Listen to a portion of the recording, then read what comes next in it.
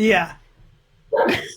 Okay, so I am going to. So, Car, if you're ready, I'm going to let the people who are in the waiting room in, um, and and I'm just going to adjust some stuff on the screen. So I'm letting folks in. Hey, Rhonda. I don't know if you can hear us yet, but Rhonda, we're going to actually do something different today, where we're going to keep video off for all the participants. Okay. So I'm going to stop your video, but hopefully you could still hear us. Um, and Cara, let's do a quick, you know, hey, this is week 3 of the wellness check-in. Yeah. And for those who have been part of the first couple weeks, we're going to do things a little different today, and we're going to actually have the video off for any of the participants except the people that you're seeing. And the recording that will be posted to YouTube and to the Facebook channel afterwards is actually going to have larger images of David, Cara, and myself. So don't worry if David's doing some of his jumping jacks or push-ups or squats and you can't see it. You'll be able to see it in the recording. So my name is Saki Litov, and I am a board-certified patient advocate who helps people kind of navigate the healthcare complexity that exists in the U.S. My two friends here are Australian, and they don't have our problems. Cara, you want to introduce yourself? My name's Cara, and I am a mental health advocate professional in community services, and yeah, I'm all about the self-love and self-care. And do you want to introduce David? Yes, I do want to introduce David. So, your host. So today's guest speaker is dun, dun, dun, dun, David Lindsay.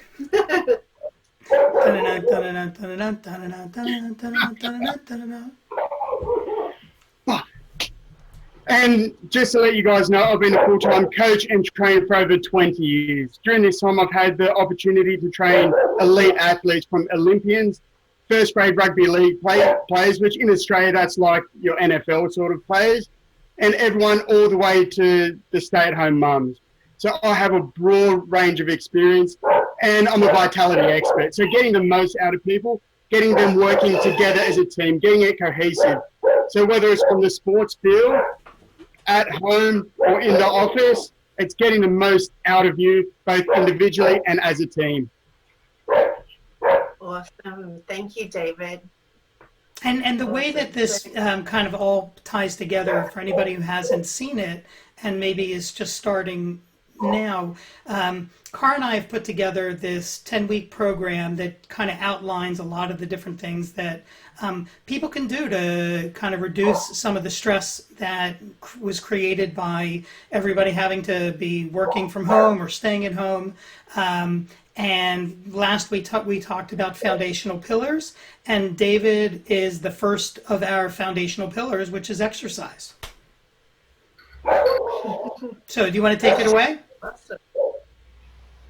Yeah, 100%. So over my years, I've put together, as you can see, the simple 5 steps to improve your vitality, which is I'll run through them quickly and then I'll explain them a little bit deeper. So you have SNAP, creating rituals help you snap into action. NAP, knowing when and how to nap effectively to become more productive. TAP, knowing how to tap and evolve. CLAP is celebrating. We don't celebrate ourselves much. We don't celebrate our effort, what we do day in and day out. And then recap is all about continuous, never-ending improvement. So that's just a quick rundown on what it is. But to me, it does all start moving the body, because emotion is led by motion. So that's where I really come in.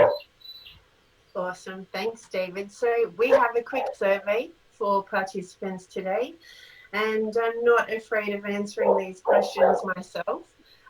So how many of you have been moving daily? And I don't just mean getting out of bed. So I'm guessing the three of us are going to jump in, and remember we have it's real. Let's think of it as just the three of us today.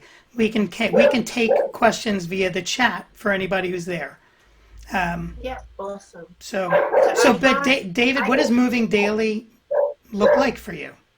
Well, for me, like I'm lucky enough I do have weights at home, and in Australia as well at the moment, we're not on complete lockdown. We can still go out and walks and runs. We can do that.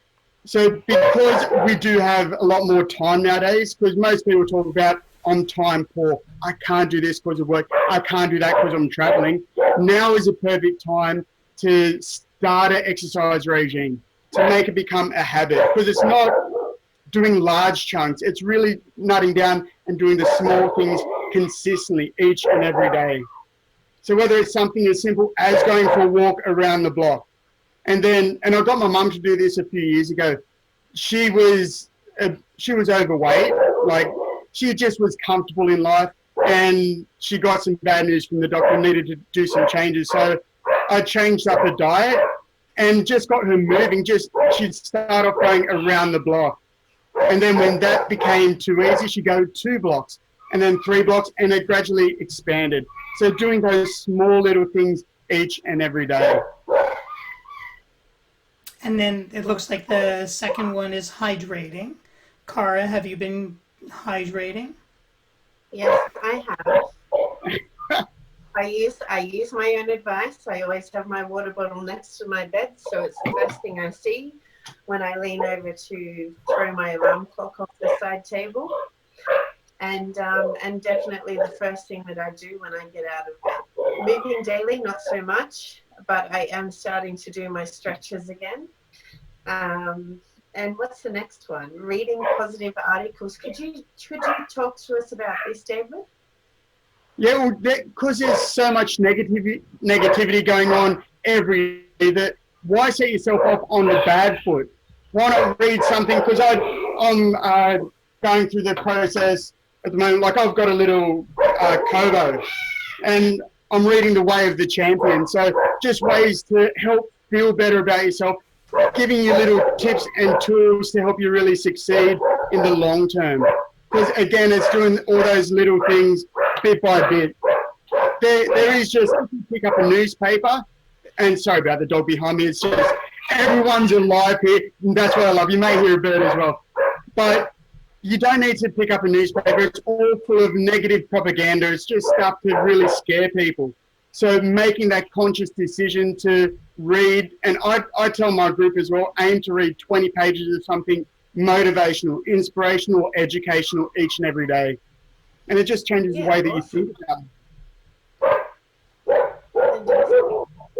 What about you, Saki? Have you been reading positive articles lately? You know, it's funny. I read not positive articles, I would say, although I try, and I definitely stay away from the negativity.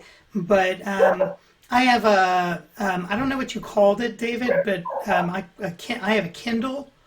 Oh, yeah, Kobo, Kindle, they're all the same. Okay, yeah. So I've got an e-reader as well. And mine is always loaded up with mysteries or spy novels. And, so I read, probably for about an hour a day. So, usually right before I go to bed. So, and I move every day. So I'm good about that. Okay.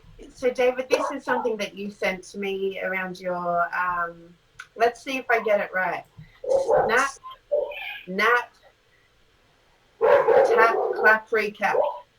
Yes. So this is my model to help raise your vitality. And you can see that there are all lines switched up all over the place. So what I can even do is I'll swing this down and around.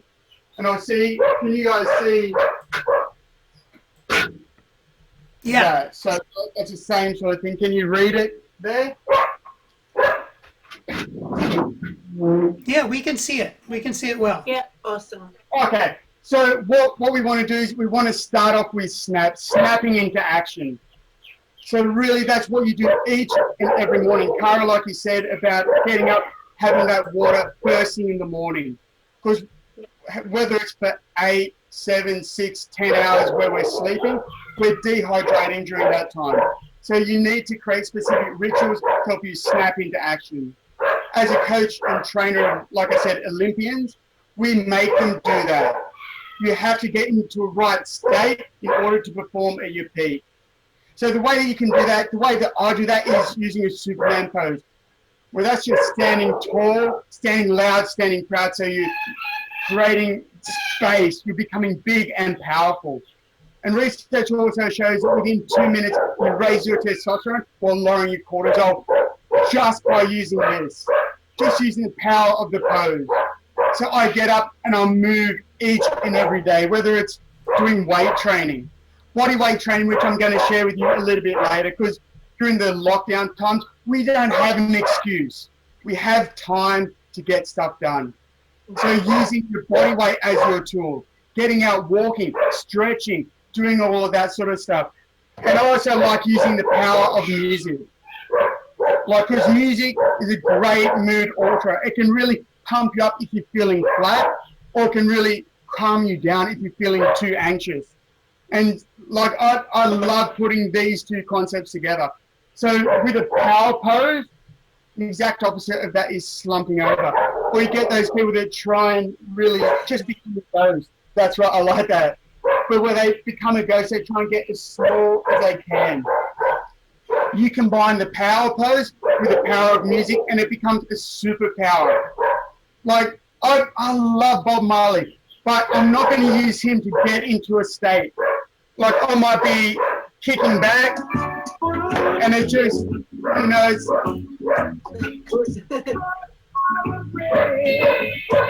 great music. But it's not something that you use to get into a state to help you snap into action. So what I like to do, like, I'm a fighter, that's my background, is I come out to your theme music. And so one thing that I do with that is I using AC/DC and so taking up space. And you can just get the power going, making sure you move while you're doing it. So there's so many different tools you can create to really help you to snap into action. And in sports, as in families, as in business, you have different positions requiring different skill sets and different mindsets. So we all have different rituals that we need to perform. And David, and the way that you walk to work. So when you're walking, again, stand tall, stand loud, stand proud. Don't be one of those little ones that try and shower away. But then once you've snapped into action, you then go to the next step, which is nap. Because once we snap into action, we're pumped up, we're ready for the day. But we're not designed to work 24/7, 365. And with these little bad boys as well, we're available. People can get in contact with us at the drop of a hat. So we need to be able to create techniques to really disassociate with work, move away from it, and give yourself that downtime. And there's actually a technique called the Pomodoro technique, where this has been scientifically proven to help retain more information and be more productive in a given time. And it's called Pomodoro tomato because the guy used a tomato timer. And he set it for 25, 30 minutes. And during that time, you have no emails, no phone calls, no distractions. You just go, single focus at the task at hand. And then once that alarm goes off, you get up, you go for a walk, you make that phone call or that email that was needed. And then you work in that cyclic format. So it's constantly working in short, intense chunks. And you find that you get so much more done. Because it's just like when you're at work and you're typing away and someone comes and says, "Hello, David," you don't want to be rude, but the time it takes to say hello to the person and then come back, it kind of distracts you for the next minute or 2 minutes. You add that up over 30, 40, 50 times a day, there's a few good hours lost just because you get distracted.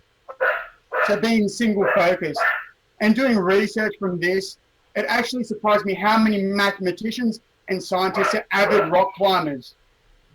Because by doing something like that, something extremely physical like rock climbing, combat sports, martial arts, surfing or extreme sports, that's also a form of nap. Because it gives your mind time to really sit back and not worry about it. Interesting. Because what if you're on the rock face and you're worried about, did I cover that shift at work? You're going to miss it and you're going to fall. Or You're going to hope that you're not free climbing. You're going to hope that you're not free climbing. Exactly. Yeah, you hope that you've got, or it's not a good thing to be there and worry about other stuff if you've got 50 feet straight down to rock shark edges. And same as with fighting as well, you can't concentrate anything about other than your opponent when you're in there fighting. Otherwise, you're going to get punched or kicked or just in a bad way. So using that time to really separate yourself from work. Leave work at work and home at home. Because it's amazing how many people, when they're at work, they're worried about what's happening at home. But yet when they're at home, they're worried about what's happening at work. So they're never really in the same place where they should be. Can you talk a little bit about the transition? I loved your comment about the distraction at work, and a lot of the work that I've done over the years, what you call distraction, I will think of as an interruption, but it's almost a part of the nature of the work. And you're right. I hadn't thought about it, but there's tons of lost productivity trying to transition back and forth from whatever it is that you were doing, talking to the person who has just stepped in, and then getting back to your task at hand. Yeah, and I love the word that you said there, transition, because where life is made up of transitions, and how you transition from here to my daughter. She's doing some work in another room. She's 8. I say she's doing some work. She's doing a puzzle, but she's putting that together. But transitioning from this to be a dad to help her with that. So it's just about making awareness. People have to be aware of how you work, that they know that's how I work. I'm not being rude if I don't turn around, or you can even put a physical object in their way, like close the door. When it's open, have it there. But being able to give yourself that 30 seconds or minute to really transition from, work mode to a couple of deep breaths, and then I'm into talking mode. And then I get at the door and I might go, ah. And my transition is changing your state. Standing tall, doing something physical, something verbal to change your state again, to go back into work mode. And doing that is just sometimes, and that can be something as simple as stopping, just taking a deep breath. Because that little pause can save you making error after error and then having to go back and do it all again. So that's something that's vitally important in being productive in the long term. Then after you've done the nap, and I also talk about people having a lunch break. Being able to step away from work, because a lot of people think of working through their lunch break as a badge of honor. I worked through my lunch break again. Whereas I see that as bad management, bad time management, and you're not productive enough in the time that you have to work through lunch. But there's some studies that show that you're 16 to 20% more productive if you do have a break. Go out, get the blood pumping, eat some nutritious food, and then you come back. But every time after you have that nap, you then must snap back into action. Because you can't come back and be all sluggish and, no, you must, snap back into action. Then we go to the next one, which is tap. Many people think of tapping as giving up and quitting. But I want everyone to reframe that as it allows them to step back, analyze the situation, realign, reconnect, and refocus at the task at hand. At this time, this is the perfect time for people to tap. With the coronavirus going on, we have to tap and evolve in what we're doing, the way that we're working, whether you're working from home, whether you don't have a job at the moment at all, but you can use this time to upskill yourself. Think of it as a positive time. So David, can you explain a little more? Like I have a nephew who is an international competitor in Brazilian Jiu-Jitsu. So I'm very familiar with the concept of tapping, but I don't think a lot of people are. Okay, and I'll use that because that's my sport as well. So I used to do Kung Fu, kickboxing, Brazilian Jiu-Jitsu, submission wrestling, and just straight out boxing. So what you do is think, if it's a business or yourself, in jiu-jitsu, if they're going to get an arm bar on you, what they're trying to do is they're trying to hyperextend your arm. So if you don't tap, you're going to cause severe injury, whether it's a dislocated elbow, broken arm. So you tap and you can just regather yourself and then you go again. So tapping is a submission. Yeah, so you're submitting to it, but that doesn't mean that you stop there. What it does, it gives you a chance to really think about what worked, what didn't work. In that situation, was I going for a move and I just exposed my arm? Okay, next time I go for that move, maybe I'll keep my elbows tucked in tight. I'll turtle up if they keep going for chokes. It's about that awareness that you have to have. Okay, yes, with this coronavirus, we have to tap and evolve. Think of things slightly differently.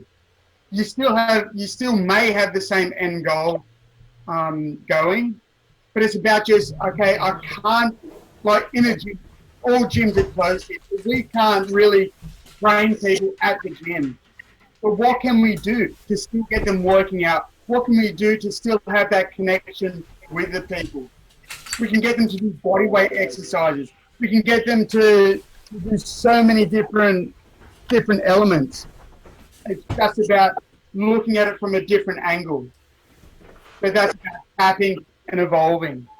And big businesses do this, but it takes businesses a lot longer, because companies that didn't tap and evolve and have paid the price. You look at Nokia, Toys R Us, Blockbuster, all global companies that didn't. They had the opportunity, they had the resources, but they didn't tap and evolve. And they're now defunct. But a company that I use all the time in demonstrating is McDonald's, because they're a massive company. They're continuously tapping and evolving. They have McCafe, the signature series burgers. I'm not sure in America if they got a vegan burger. Yeah, they do. They have yeah. So like the way that they're constantly evolving to meet the demands, because you look 10 years ago, veganism wasn't anything.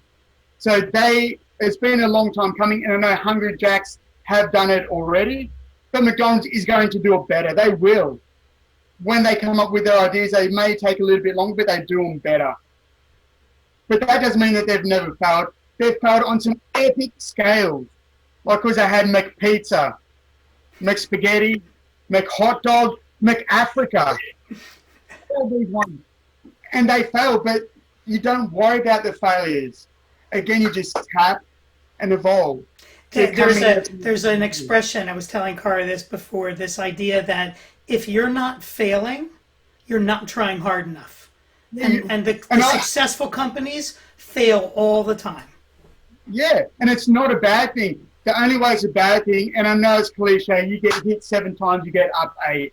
But that's what it is. You have to take the failures in your stride. Like, I've done this presentation on big scales. I've done it plenty of times. And the first few times I did it, oh man, it was an epic fail. It wasn't just a small failure. They were epic. But I was lucky enough to get a film so I could watch it and go, oh, I stumbled over that part. I'm never going to do that again. Yeah. Yeah, so it's learning from that.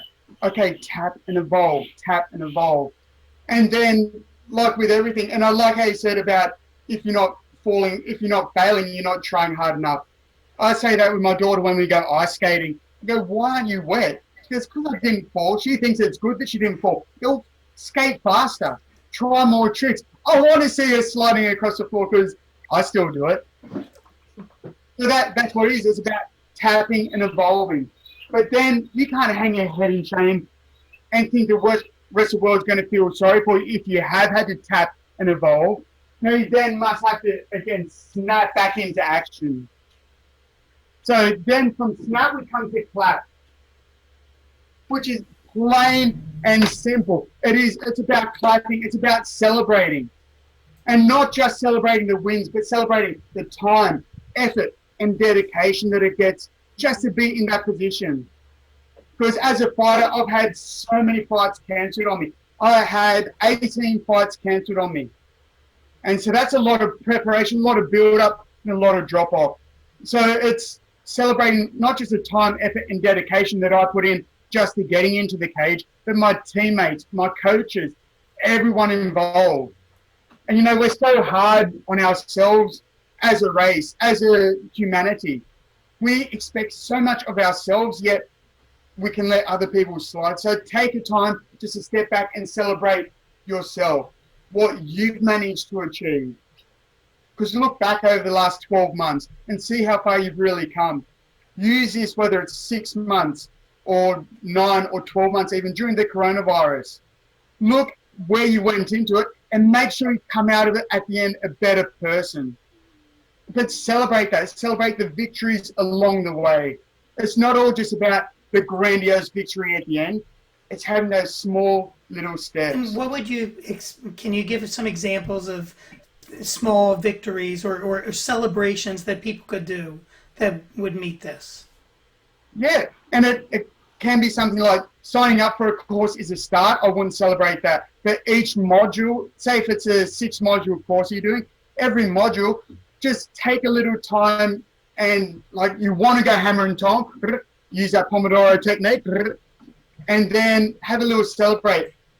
Order some food in, something that maybe you haven't had for a long time, something that you really enjoy. If you're a drinker, have 1, maybe 2 drinks max, and just allow yourself to sit back and enjoy what you've done. Because people don't do that. They're so hard on themselves all the time. You're being able to sit back and celebrate. And in a team environment, what it does is it brings the team together. And that way you can be more productive as a team. So when I was playing football, if I was playing with my mate, I could get superhuman speed and strength as opposed to if it was just an associate. But I'd go out of my way if they missed a tackle to cover the tackle. Same as in work, I go out of my way. I spend more time and more energy helping people that we've celebrated with than just mere associates. So you're going to do that both for yourself, most importantly for yourself, but for your family and also for your teammates, whether it's work or in actual sport. So you clap, you celebrate, and you're going to achieve so much more as well. And then from clap, we go to recap. Well, I touched on this a little bit before as well. So it's about the continuous, never-ending improvement. Like I was talking about with speaking, where I bombed, I watched the video and I took down notes. Okay, that worked, that didn't work, that worked out. Because you have to balance it all out. It's not just all negative, because again, you have to celebrate what did work and evolve what didn't. So I sit down, and in sports, we do this all the time. With the footballers, we sit down and we watch the game. We take down notes, what worked and what didn't work. And then we watch it actually 3 times. The first time in reality, then the coaches, we'd watch it together as a team. Then we watch it a 3rd time, this time with the players. And the players also get a sheet on what we thought worked and what didn't work. And in business, as in life as well, this is where the real money comes out. Because it's not just top to bottom, but you get feedback bottom to top. So the players tell us what they thought worked and what didn't work. Because as a coach, from a distance, it may look like it's all right. But when you're playing in there, maybe their talk wasn't very good. Maybe the referee called them offside. So we want problems. We need problems to become better. But then what's the solutions to the problems? And sometimes you don't see them yourself. Actually, when I was in my late 20s, I worked for a large bank. That was the first time that I actually saw and learned to appreciate a large company taking input from their employees. And they sought it out. They had a special program that encouraged employees to share ideas and challenges, because they're the people down in the trenches who are really going to identify issues that the people way up top aren't going to see. Oh, 100%. And you see that all the time, because the bosses, they're sitting up and they're not doing it intentionally, but they're just so far removed that they've got so many layers. And especially, like I said, in a bank, where the people, the tellers, the people that are in the actual branches, they're facing it. each and every day. They're facing the people that come in off the street. They're facing people that are calling up, that are blowing up about it. So if it doesn't come from the bottom up, how is top down going to tell them how to fix a problem that they don't even know exists? Right. So, Right. yeah, so opening that line of traffic, the line of communication, not just this way, but also that way. But what you also must have is don't just keep slinging shit up the chain, because soon enough when that happens, they do cap it, because man, they're copping enough shit anyway. But also throw up problems, but then also throw up possible solutions. That's where a lot of people, they fall short. They're all this negativity, throwing up, boom, boom, but they don't think about how can we solve that problem. And That's actually that's a huge business thing. I know that I have mentored a lot of people where I say, look, if you be the squeaky wheel and make sure that, you're sharing frustrations or concerns, but always be ready with a solution. Don't just bring the problem, be part of the solution by, coming up with ideas. Yeah, and it's funny, you get appreciated so much more, even if they don't take that advice on directly. Yeah. At least they're going to sit back and go, okay, we're going to listen to this guy, because not only is he telling us problems that will eventually be, if they're not fixed, will become massive later on, because every big problem starts off with a few little problems that really gets blown up. Because I was talking with my wife about this only 2 days ago, talking about there was a program on where it was talking about these massive problems seconds before disaster. Have you guys seen that show? No. But what they do is they talk about, like, it might be a big plane crash, but then they go back to before the crash and they show all the only little things, all these little things that if one of them had been done or done differently, that wouldn't have happened. Right. What's the name of the show? Seconds Before Disaster. Seconds Before Disaster. That sounds interesting. Yeah. Yeah, and it's quite a few different things, and it's amazing just how one little thing, where if it was solved early on, can save this whole big disaster happening. So yes, we're all going to have problems, but like you said, make sure that you come up with solutions as well, and not just solutions that are going to cost $3 million. Solutions, something that you may be able to do yourself, like maybe, okay, instead of doing it this way, I'm going to do it that way. Or how can you communicate to people in a way where your idea is getting across, so it's more clear lines of communication as opposed to being fuzzy. Every different team, different problem will have a different solution. So it's about all of the different communications not becoming a muddle, not getting all wishy-washy, but being direct and having the problem and a solution to go with it. Whether they take it or not, it's their prerogative, but at least you've come up with that. And as I said... And for the individual, it's powerful. Yeah, 100%. And whether it's in a family, like, as I mentioned before, my daughter, she's 8, but she picks up more, as most kids do. They pick up a lot more than you realize. And she goes, admittedly, sometimes she calls me an idiot because I'll put my phone in onto charge and forget to switch it on. But it's little things like that where she'll go, oh, Daddy, oh, you're silly, you're an idiot. And she switch it on. But something like that could affect a phone call that could mean more business for me. Whereas those small things that all add up. And it's because I listen to her. Obviously, I'm not going to take on everything she says, but it's listening to the little things and picking out those gems that she says. I'm sure that she believes that having ice cream for breakfast every day will improve your business, but that may not be something you do. Oh, she does for sure. And one good thing that she has an off switch with chocolate. I don't. That's my downfall. But yeah, so it's being able to pick out those things. There is going to be a whole heap of stuff where, because from the bottom they can't see what's going on in middle management to get up to the top, but at least they're being positive about it. Yeah. So hey, Cara, let's segue into the Healthy Habits Challenge. Yeah, awesome. I'm excited, Saki, because this is my baby, but at the same time, I'm scared to share my progress, and you'll see why.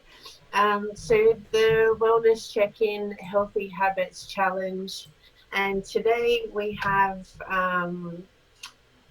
David to sort of throw us out a little bit of a challenge, which is exciting, and also give us some examples of some simple at-home exercises which can be adapted to the things that you might have available.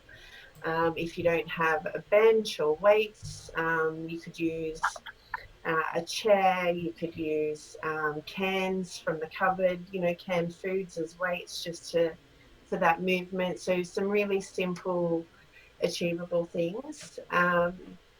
So just going back over the Healthy Habits Challenge quickly, week 1 was about hydration, and that is, having some water as a first action of the day when you wake up, hydrating your body. As David said earlier, sleeping 5 hours, 8 hours, whatever that might look like for you. Your body is dehydrating during that time. So hydrating first thing in the morning, a little or a lot, entirely was up to you. My progress, wait, I have done this one consistently, that's for sure. So I don't know if you can see that, but I've got on my first line on the habit tracker, I have been hydrating. But the second challenge that we had, which I found a little bit tricky, personally, was let's start logging. And that was around the 3 to 4 pillars: sleep, diet, exercise, and then that prayer meditation. So, it was answering those questions in relation to those 4 topics. How do you currently spend your time in this area? How would you like to spend your time in this area? And how could you make space for the changes that you want to see? So I did get through sleep, as you can see, I did. Clearly something I need to work on, because there's nothing for the other 3 topics. And I can say that I did it the first day and I did it this morning because I felt guilty. But this week's challenge is all about, time to move. So if you want to take it away, David, and show us a few little, simple exercises that we can do at home. And everybody will receive a mini workout routine, which will be available on our Facebook page, and we'll also pop it up on LinkedIn, which is exciting. Can't wait to, make my mistakes from this one. Fingers crossed. All yours, David. Okay, so as we mentioned, now is not a time when you have excuses. There's no excuse that you don't have time. There's no excuse that you don't have the resources, because all you need, I'm just going to use a bench. If you don't have a bench, you can use a chair. You can use anything. And this is really just for beginners. If you don't have that, all you need is a little bit of space. And I'm going to use a couple of milk cartons. They're my weight. As simple as that. And admittedly, when I do stand up, you're going to miss my head. But hey, sometimes we luck out. So what we're just going to start off with is, this is a beginner squat. So I'll turn around so I'm facing you. I'm not sure if you can see my feet. But my toes are pointed slightly out. You don't want them to be coming in pigeon-toed at all, because what that tends to do is drag your knees in. So we're all about where the knee alignment is. Right from starting off, like I get guys that are, and ladies, that are 70 and 80 years old starting off with this. We sit on a bench, you lean back, rock forward, but not rounding. Rock forward, still keeping your chest up and up. And then you just sit down. And if your legs can't handle that, that's right, the furthest you're going to fall is here. So that's a safety thing as well as it being a nice guideline. Because really we should all be able to get our hips below our knees. But as a Western society, we don't tend to sit lower than that once we start walking. You sit in the toilet, you sit at your office, you sit in the train or your car, and we never go below this depth again. So it's about slowly increasing the mobility. So just doing simple squats. And remember, you don't want your knees to go in, your knees come out. Just there and down. If you find that too easy, the next progression is to keep your weight on your legs. So you can see that even though my bum's touching, I'm not sitting back. So it's light enough that I can just graze. So there, graze it, and up. Then from there, the next progression is stepping away from the bench and coming down. If you can come down all the way, that's good. But don't worry if you can't to start off with. What you also want to do is the power line comes through your heel. So if you're coming up on your toes, just work on mobility through your ankle as well. So don't go to the point where your toes, where your heels are coming up. You want to be able to keep your heels flat. Then what we're going to do is push-ups. It's simple. We'll flip it around this way. Again, you can modify how you do things. For ultimate beginners, you can do it against a wall where you're standing upright. And I've had people starting off doing that. And then as you start bringing your feet away, you start putting more weight through your hands. And I don't like push-ups like that. You have to go all the way down and all the way up. And to protect your shoulders as well, you're not flaring them out. They're sort of tracking at a nice angle to create like an arrowhead. And there's so many different versions of push-ups that you can do. You can do wide grip, up, a diamond. You can go one side then the other. You can hold it down, shimmy side to side, rock forwards and backwards. You can get your body going through like a Hindu push-up. There's so many different options. You can then start going from flat to decline, so your feet are on the chair. Or you can go where your feet are on a wall and you can walk up. So your feet walk up the wall and you might do a shoulder press, walk down, push up, walk up, shoulder press. That's obviously a very advanced one, but it's different options. The only limit with these, like with squats, is your imagination.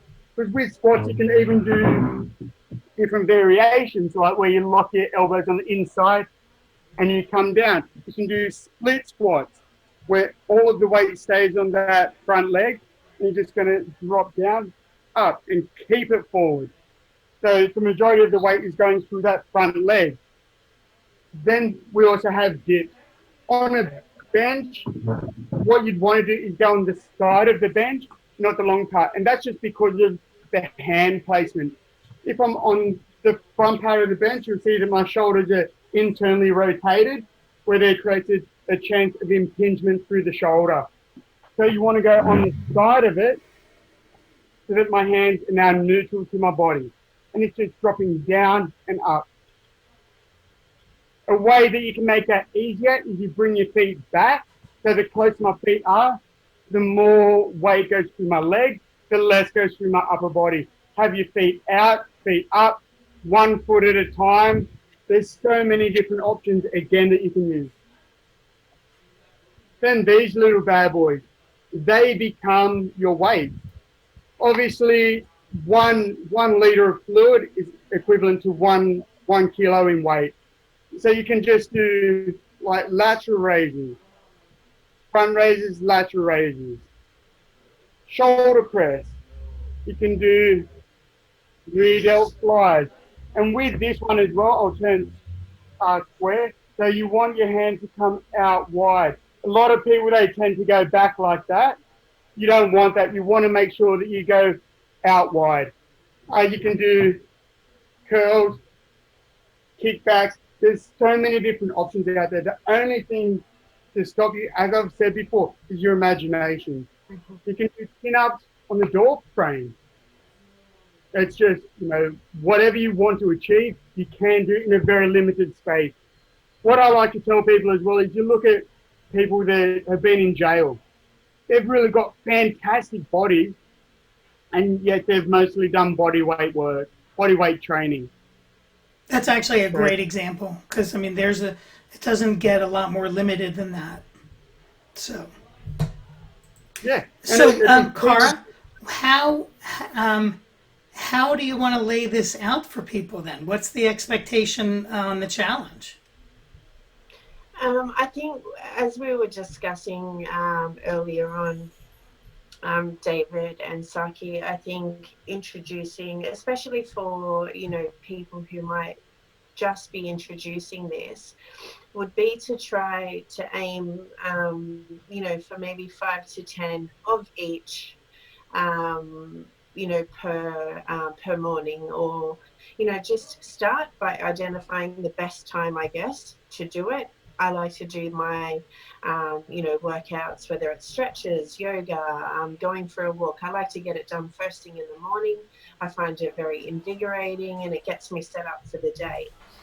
So really finding that time that's most appropriate for you.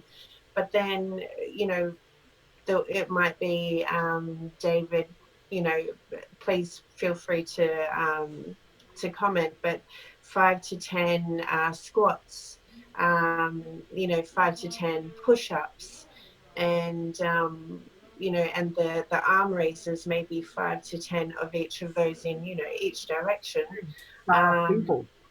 per morning, and then increasing that each day or each week, whatever you are comfortable with. Every week. But you want to make it, like I said, you want to make it become a habit. Yeah, David, do you have a time frame? Like, if you had a minimum amount of time that you think people should put into some sort of routine, what would you recommend timing wise? 5 minutes, 20 minutes?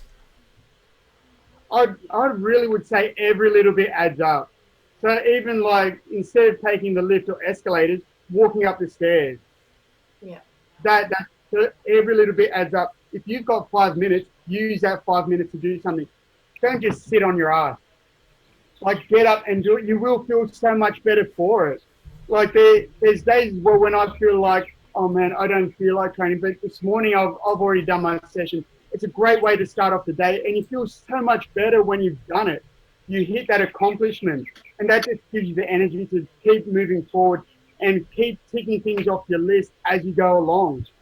So there are days when they're not going to feel like doing it, but then they're quite often the ones where you feel better afterwards. So that's great. Thank you, David. And then, so, Awesome. Cara, do you want to do the slide?